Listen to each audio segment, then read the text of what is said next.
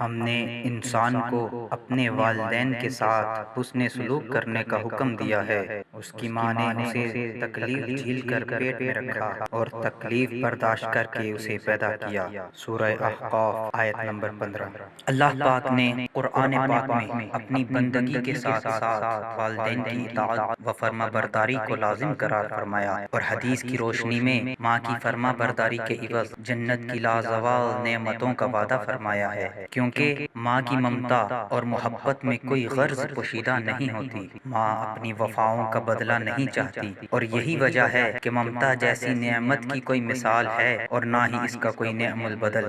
ماں اولاد کے لیے محبت، چاہت، راحت اور پیار ہے۔ ماں کی ممتا میں خلوص ہے، اسے کبھی فنا نہیں کیا جا سکتا۔ ماں کی محبت کبھی ختم ہونے والی نہیں ہے۔ ماں کی ممتا مرکز تجلیات اور سرچشمہ حیات ہے۔ ماں صداقت کا پیکر ہے جس میں کوئی بناوٹ نہیں۔ ماں اپنی تخلیق پر کتنی نازاں ہوتی ہے اور وہ اپنی اولاد کے دکھ پر کیسے تڑپ جاتی ہے، یہ صرف ایک ماں ہی جانتی ہے۔ دنیا میں ماں کے سوا کوئی سچا اور مخلص رشتہ نہیں ہے۔ ماں ایک پیاری، شفیق اور بے لوث محبت کرنے والی عظیم ترین ہستی ہے، جس کی شفقت اور محبت کی ٹھنڈی چھاؤں میں بیٹھ کر ہم دنیا کے تمام دکھ درد بھول جاتے ہیں۔ خدائے بزرگ و برتر نے اپنی محبت کا ایک چھوٹا سا قطرہ شاید ماں کے دل میں ٹپکا دیا ہے، جس کی برکت سے ماں ہمیں محبت کی اتھاہ گہرائیوں سے چاہتی ہے اور ہمارے دکھ درد اٹھاتی ہے، ہمارے لیے قربانیاں دیتی ہے اور اپنی اولاد کو کبھی بھی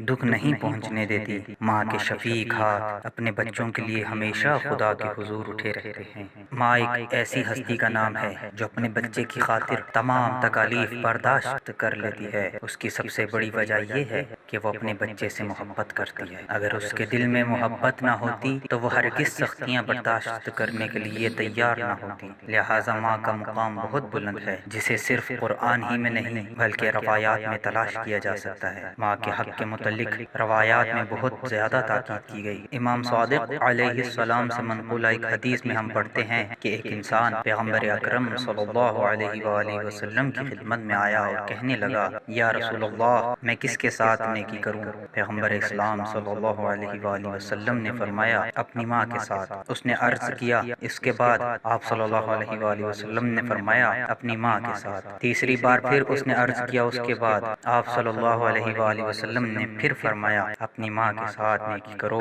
لیکن چوتھی بار اس نے عرض کیا تو آپ صلی اللہ علیہ وآلہ وسلم نے فرمایا، اپنے باپ کے ساتھ۔ احکام دینی میں تھوڑی سی دقت سے واضح ہو جاتا ہے کہ ماں کے حقوق کی رعایت، اس کا احترام اور اس کی منزلت بہت زیادہ ہے، کیونکہ بچے سے متعلق اس کی ذمہ داریاں باپ سے زیادہ ہیں، لہٰذا اس سے متعلق زیادہ تاکید کی گئی ہے۔